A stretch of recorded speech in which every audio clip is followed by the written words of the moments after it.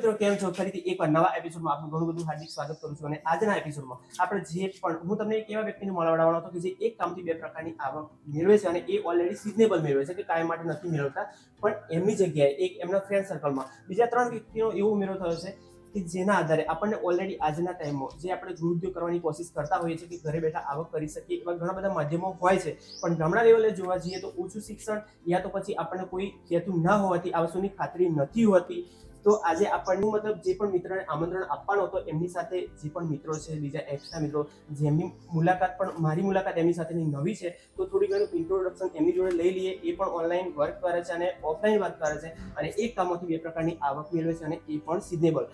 તો વિડીયોને જરા પણ સ્કીપ કર્યા વગર વિડીયોના એન્ડ સુધી મિત્રો બન્યા રહેજો. વિડીયો ખરેખર ઘણો જ પ્રેરણાજનક છે અને મારા માટે પણ ઉત્સાહજનક છે. તો મુલાકાત એમને લઈ લઈએ. થોડું ઘણું ઇન્ટ્રોડક્શન એ લોકો આપી દેશે પોતપોતાનું. તો શરૂઆત આપણાથી કરીએ. હા, તો તમારું નામ, ગામ જે બી હોય, તાલુકો. મારું નામ છે બારિયા ચિરાગ કુમાર અને ગામ છે ઘોઘંબા તાલુકામાં આવેલું કાઠું ગામ છે મારું. હા, એટલે પંચમહાલથી વાત કરો છો. પંચમહાલથી. ઓલરેડી ઓલ ગુજરાતમાં આપણું છે આપણને. હા, તો જોયું તમે છે. થોડું ઘણું તમારું ઇન્ટ્રોડક્શન આપી દો ફટાફટ પછી આગળ ચાલીએ. મારું નામ છે સોમાભાઈ બારિયા. હું એક સિંગર છું. ગામ ચાટા છે, તાલુકો ઘોઘંબા, જી પંચમહાલ. મારું નામ છે બારિયા કનકસિંહ, ગામ રૂપાયેલ, તાલુકો ઘોઘંબા, જિલ્લો પંચમહાલ. મારું નામ છે બારિયા વિજયભાઈ ભલાભાઈ, ગામ ચાટા, ઘોઘંબા, જિલ્લો પંચમહાલ. મિત્રો એ લોકો બી થોડી એવી સિચ્યુએશનમાં છે કે થોડી ઉતાવળમાં છે. બીજું કામ એ લોકોને છે પેન્ડિંગમાં રાખી અને એ લોકોનું આપણે ઇન્ટરવ્યૂ લેવાની કોશિશ કરી છે. તો ફટાફટ આપણે જાણવાની કોશિશ કરીએ કે એ કામ એવું તો કયું છે કે જેના આધારે એ લોકો બે પ્રકારની આવક મેળવે છે. તો શરૂઆતમાં એ લોકોને હું સમૂહમાં જ પૂછું કે તમે જે પણ હવે તમે ચોખવટ કરી દો, એ લોકો ઓલરેડી મેરેજમાં શૂટિંગનું કામ કરે છે. મિત્રો, મેરેજમાં શૂટિંગનું નામ સાંભળી અને વિડીયો ક્લોઝ કરવાની જરૂરત નથી, કારણ કે એક કામ એવું છે કે જેના આધારે એ લોકો બે પ્રકારની આવક મેળવે છે. હું તમને સાબિત કરીને બતાવીશ. તો એ લોકોને આપણે એવું પૂછીએ કે આ જે પણ મેરેજ આલ્બમનું શૂટિંગ કરે છે, તો એ લોકોને વિચાર શરૂઆતમાં ક્યાંથી આવ્યો, કોઈની જોડે ગયા હતા કે પછી શૂટિંગ કરવાની ઈચ્છા ક્યાંથી થઈ? સમૂહમાં પૂછીશ, કોઈ પણ જવાબ તમે મને.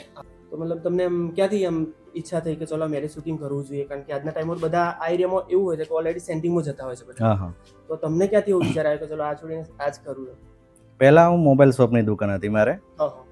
એમાં પહેલા શું સારું ચાલતું હતું 16, 17, 18, 19 ની અંદર. હા. પછી બધા મિત્રો આવતા હતા ત્યાં હા. દુકાન પર હા. કે મેં શૂટિંગ કરે છે, બધા વિજયભાઈ, ગણપતભાઈ, કનકભાઈ બરાબર છે. બધા આવતા હતા. એટલે પછી એમને જોઈને મને બી ઈચ્છા થઈ કે ચાલો ને એક યુનિટી પકડવા આવી ગઈ તમને. બરાબર છે કે આ વસ્તુ કરવા જેવી છે. આપણી જે કંઈ આવડત છે એના પર તમે પોતાનો ધંધો, મતલબ એક પ્લેટફોર્મ ઊભું કર્યું. બરાબર છે. તો મિત્રો, હું એ જ કહેવા માંગુ છું કે તમારામાં જે પણ આવડત છે એ આવડતનું ઓલરેડી એક પ્લેટફોર્મ તમે યુનિટી બનાવીને તમારા જે પણ મિત્રો છે એ લોકોને મળીને આ વસ્તુ, જે લોકો સરખી આવડતવાળા હોય એ લોકો મળીને આ વસ્તુ કરી શકો. તો આગલો સવાલ આપણે જાણીએ છીએ કે એ લોકોને પૂછી લઈશું કે આપણે કેટલું કમાવો છો તમે. ઓલરેડી મિત્રો ટેન્શન ના લો, પણ હું આગલો સવાલ તમને એ પૂછવા માંગીશ કે ઓલરેડી તમે જે આલ્બમ બનાવો છો તો મિનિમમ આમ ખર્ચો કેટલો થાય છે? આમ લમસમ તમને આવક કેટલી મળે છે એમાંથી? આલ્બમ પાછળ તો આપણે કનકભાઈને પૂછવું પડે છે. હા, કનકસિંહ, બધો ખ્યાલ નથી આલ્બમ પાછળ. કોઈ મેરેજનું તમે આલ્બમ બનાવો તો સમથિંગ આપણને કેટલું આમ પોતાનું રોજ ઊભો થઈ જાય 500,000 રૂપિયા? હા, એટલે થોડું તમારા મોઢે કહી દો. માં એડિટિંગમાં કેવું છે કે આલ્બમ એડિટિંગ કરીએ તો આપણે પર ડે રોજ જે આપણે સેન્ટિંગની હાજરી થતી હોય એ ઊભી થઈ જાય છે ઘરે બેઠા બેઠા. હા મિત્રો, સિઝનેબલ છે આ વસ્તુ, કાયમ માટે નથી ચાલતું હતું. હવે સિમ્પલી દિવાળીથી આજુબાજુથી સિઝન સ્ટાર્ટ થતી હોય છે, તમને પણ ખ્યાલ હશે. તો આ કામ એવું છે કે જે પ્રમાણે ઓર્ડર હોય છે, ઓર્ડર વધારે હોય તો તમે પ્લસ પણ કમાઈ શકો છો. ટૂંકમાં કહેવા જઈએ તો બીજું કોઈ નોકરી ધંધો કરીએ અને પોતાનું ઘરનું રોટેશન ચાલતું હોય તો એ પ્રમાણે આ કામ પણ એવું છે કે જે ઓલરેડી તમે એનાથી રોટેશન ચાલી જતું હોય છે. તો હવે ટૂંકમાં જ પૂછી લો કે જે પણ તમે ઓલરેડી આ જે આલ્બમ બનાવવાનું કામ કરો છો, તો તમને એવો ક્યાંથી ખ્યાલ આવ્યો કે ચાલો યુટ્યુબ પર આ વસ્તુ કરવી જોઈએ તો એનાથી આપણને આવક થાય? તમે કોઈના કોન્ટેક્ટમાં આવ્યા પછી જાણ્યું કે પછી ઓલરેડી તમને ખ્યાલ આવ્યો કોઈનો વિડીયો જોવાથી? આ વસ્તુની માહિતી મને પહેલાં ચિરાગભાઈનો કોન્ટેક્ટ થયો, પછી વિજયભાઈનો કોન્ટેક્ટ થયો. આ લોકોએ બધી મને બહુ માહિતી આપી કે આ રીતના તમે કરી શકશો. બરાબર છે. અને પછી એના પછી મને પણ એક ઉત્સાહ જાગ્યો, એટલે ફરી ચેનલ બનાવી અને એમાં કામ કરવા લાગ્યા. બરાબર છે. હવે હું તમને એટલું જાણવા માંગીશ કે આજે કે તમે જે કંઈ વિડીયો આલ્બમ બનાવો છો તો હવે એ જ વસ્તુનો ઉપયોગ તમે જ્યાં વિડીયો તરીકે યુટ્યુબ પર કરો છો, બરાબર? તો તમને ટાઈમ મળી જતો હોય છે એમાં? તમે મિક્સિંગ કરવાનું એક બાજુ હોય છે, એક બાજુ યુટ્યુબ પર અપલોડ કરવાનું છે. કદાચ મને જેવી ઈચ્છા થઈ કે ચલો આ વસ્તુ મારે કરવું છે, બરાબર? તો મતલબ ટાઈમ કઈ રીતના એડજસ્ટ કરો કે પછી સિઝનમાં ટાઈમ નથી મળતો હોતો? હા, એટલે એમાં એવું છે કે સિઝન દરમિયાન તમને ટાઈમ બહુ ઓછો મળે છે, પણ આ વસ્તુ ઓફ સિઝનમાં એડિટિંગ કરતાં કરતાં એની પાછળ થોડો સમય લેવો પડે છે. બરાબર છે.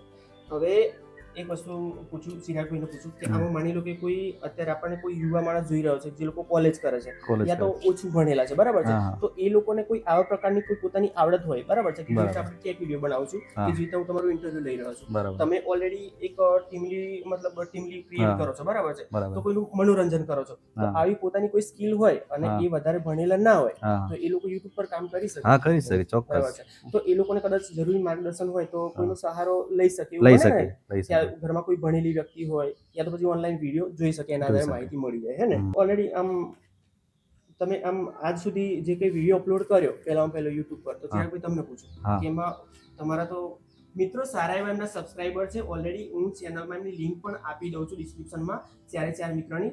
તો એમાં જે ચિરાગભાઈ છે એમને તો સારામાં સારા સબસ્ક્રાઇબર છે, તો ઓલરેડી તમારો જે પહેલો વિડીયો વાયરલ થયો હા. તો એમાં તમને કેટલી કમાણી થઈ હતી? એ મતલબમાં એક ઘણા બધા વિડીયોથી કમાણી થઈ, મતલબ એક વિડીયોથી ના પણ થઈ. મોટામાં મોટા એમ તમને કે વધારે આવક આપી ગઈ હોય એવું થોડું છે? પહેલું પેમેન્ટ તો લગભગ મારે 10 થી 11,000 થયેલું, હા, હા. 10,500 કે એવું થયું હતું. બરાબર છે. હા, તો મિત્રો આજે આપણા સોમાભાઈ છે, એમની ઓલરેડી યુટ્યુબ પર ચેનલ છે કે જે સિંગર તરીકે કામ કરે છે. હવે સિંગિંગને લગતું કામ કરે છે ઓલરેડી. એમના ભજન તમે કહો છો ને, ભજન લાઈવ પ્રોગ્રામ ગરબા સંતવાણી બરાબર છે, દરેક સંતવાણી પ્રકારના. છે, ગરબા છે, દરેક પ્રકારનું જે પણ મતલબ સંગીતને લગતું કામ હોય છે ઓલરેડી યુટ્યુબ પર કરે છે. તો આપણે એમની જોડે જાણી લઈએ કે એક યુટ્યુબના માધ્યમથી એક વિડીયો દ્વારા કે મતલબ જે ચેનલ દ્વારા એમને કેટલી આમ મોટી એક વિડીયોથી તમને આવક થઈ હોય હા. એવું કેટલું મતલબ પેમેન્ટ આવ્યું એમ પહેલા? પેમેન્ટ તો પહેલા 8 થી 10,000 આવ્યું, હવે આવે છે 20 થી 25,000. જો જેવી મહેનત કરીએ એવા. બરાબર છે. હમ. હા મિત્રો, જો કોઈ બી જગ્યાએ કોઈ પણ કામ હોય છે મહેનત તો માંગી જ લેતું હોય છે. આપણે કહીએ છીએ કે 0 રોકાણમાં આપણે સ્ટાર્ટઅપ કરીએ. ઓલરેડી આ વસ્તુ એવી છે કે 0 રોકાણમાં તમે સ્ટાર્ટઅપ કરી શકો, પણ એની પાછળ તમારી જે પણ આવડત છે, હવે સોમાભાઈની આવડત છે એક સિંગિંગ તરીકે. હવે એવું તો પોસિબલ નથી કે ચલો આજે જ શીખ્યા ગાવાનું અને આજે જ વિડીયો અપલોડ કર્યો અને કાલથી કમાણી ચાલુ થઈ ગઈ, એવું તો નથી ને ના, સોમાભાઈ? એવું કારણ મહેનત કે કરવું કોઈ બી કામ હોય એની પાછળ વર્ષો સુધીની મહેનત લાગેલી હોય છે એની બેકગ્રાઉન્ડમાં. આપણે રિઝલ્ટ જ જોતા હોઈએ છીએ કે ઓલરેડી આ વ્યક્તિને આટલું પેમેન્ટ આવે છે, પણ એના બેકગ્રાઉન્ડમાં જે આગળ જઈએ તો વર્ષો સુધી એને મહેનત કરી હોય છે. તો કહેવાનો મતલબ ટૂંકમાં એવો જ છે મિત્રો મારો કે ઓલરેડી તમને કોઈ પણ આવડત હોય, તમારી જે પણ આવડત છે એને નિખારવા માટે ટાઈમ લાગતો હોય છે. પણ જો શરૂઆત તમે આજ ઓનલાઈન પ્લેટફોર્મ પર કરો છો, હવે ઓનલાઈન પ્લેટફોર્મ ઘણા બધા છે, પણ જે સીધું સિમ્પલ સરળ રીતવાળું છે એ યુટ્યુબ છે ને એના પર જો તમે કોઈ પણ તમારી આવડતને નિખારવાની કોશિશ કરો છો તો શરૂઆતમાં વ્યૂ ઓછા આવશે, પણ પછીથી વધી જશે અને એક ટાઈમે એ આવકનો સમુદ્ર છે, પણ એક આવકનો રસ્તો પણ બની શકે. આપણે ચિરાગભાઈને સવાલ કરીશું કે યુટ્યુબની શરૂઆત કરવાની તમને પ્રેરણા ક્યાંથી મળી? પ્રેરણા મળે છે યુટ્યુબની, જે એકવાર ભૂલથી મારથી અપલોડ થઈ ગયો હતો યુટ્યુબ પર વિડીયો. હા. ત્યારબાદ એવું થયું કે આ ક્લેમ બેમ ઓરિજિનલ ચેનલવાળા મતલબ બીજાનું કન્ટેન્ટ મારી ચેનલ પર અપલોડ થઈ ગયું હતું મારાથી. પછી એની નીચે સ્ક્રોલ કરતા વિડીયો જોવા મળે કે યુટ્યુબ પરથી તમે કમાણી કરી શકો. જ્યારે 2016ની અંદર ફર્સ્ટ ચેનલ બનાવી મેં, લગભગ 2-3 વિડીયો નાખ્યા, ના થઈ, પછી રહેવા દીધી ચેનલ. મિત્રો ધ્યાનથી સાંભળજો, આ પોઈન્ટ સમજવા જેવો અને યાદ રાખવા જેવો છે. ત્યારબાદ લગભગ ભાઈ 2017માં બનાવી. એમાં એવું ખબર નતું કે પોતાની જાતના વિડીયો, પોતાના કન્ટેન્ટ હોવા જોઈએ. હું બીજાના કન્ટેન્ટ મૂકતો હતો, એવી આવડત નથી. પછી આગળ જતા 2018 આવ્યું, એમાં ચેનલ બનાવી. એની આગળ વખત 3-4 ચેનલ પર હું મહેનત કરી તો એ અસફળતા મળી. ત્યારે પછી ખબર પડી કે ઓરિજિનલ વિડીયો પોતાના કન્ટેન્ટ મૂકવાના હોય. ત્યારે પછી 2018ની અંદર શરૂઆત કરી આરસી ટીમલી ડાન્સની. તો વિડીયો નાખ્યો, પછી એમ કરતાં 3-4 વિડીયો નાખીને સારા ચાલી ગયા. 2-3 લગભગ 1 મિલિયન પર જતો રહ્યો વિડીયો. પછી 2019માં મોનેટાઈઝ થઈ ગયું. એમાં મોનેટાઈઝ થઈ ગયું એટલે મતલબમાં ડોલર ચાલુ થઈ ગયા આવવાના પેમેન્ટ. પેમેન્ટ ત્યારે એટલા બધા હમણાં જે એવું તો નહોતું, તારે કોલેજ કરતા એટલા બધા પૈસા બી નથી. મોબાઈલ હતો એમઆઈનો, એકાઉન્ટ ખોલવાના પૈસા હતા મારી જોડે. મોબાઈલ એકાઉન્ટ ખોલવા માટે મોબાઈલ વેચી દો. અને ત્યારે જ કોલેજના ફર્સ્ટ યરમાં એટલે એમાંથી એક લેનોવોનું ટેબ્લેટ મળ્યું હતું. એ ટેબ્લેટ દ્વારા હું જ્યાં કંઈ પ્રોગ્રામ થતા હતા એ ટેબ્લેટ લઈને વિડીયો બનાવવા જતો મેં. બાઇક બી નહોતું મારી જોડે, બીજાની બાઇક કે માંગીને જતો હતો મેં. પછી ફર્સ્ટ પેમેન્ટ પડ્યું, એમાં મોબાઈલ લીધો. પછી 2021માં લગભગ થોડું વધારે પેમેન્ટ આવ્યું તો બાઇક લીધી. પછી મતલબમાં એ રીતના આગળ ચાલ્યો અને અમે અહીંયા સુધી છે. સુધી પહોંચ્યા છો. હા.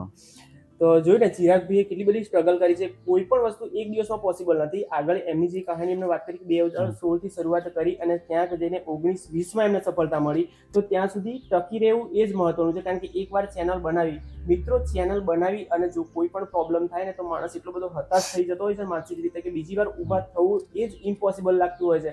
પણ એ મિત્રએ એ વસ્તુ સ્ટ્રગલ એમની મહેનત ના છોડી કે ક્યાંક ને ક્યાંક તો એમને લાગતું કે હું સફળ થઈને જ રહીશ. તો આજે જીવતું જાગતું ઉદાહરણ આપણી સામે તમે સમય મને ઘણો બધો આપ્યો, તમારો કિંમતી સમય, એ બદલ તમારો પણ આભાર માનું છું. અને છેલ્લે એટલું જ પૂછીશ કે જે લોકો આપણને જોઈ રહ્યા છે, તો જે પણ યુવા માણસો છે કે જે પણ વેલ એજ્યુકેટેડ છે પણ આજના ટાઈમે નોકરીની શોધમાં છે, બરોબર છે, તો એ લોકો નોકરીની રાહમાં છે, નોકરી માટે ટ્રાય કરે છે, પણ ઘણા લોકો મતલબ પોતાની જાતને બેરોજગાર ગણે છે કે હવે આવક કઈ જગ્યાએથી કરવી, કારણ કે સારું ભણેલા હોય એટલે કોઈ જગ્યાએ આપણે ખેતી કામ કરવું યા તો બીજી કોઈ મજૂરી કરવી તો આપણને પોતાને એમ થાય કે આટલું ભણેલું અને આ વસ્તુ કરું કે અમારાથી કામ થાય નહીં.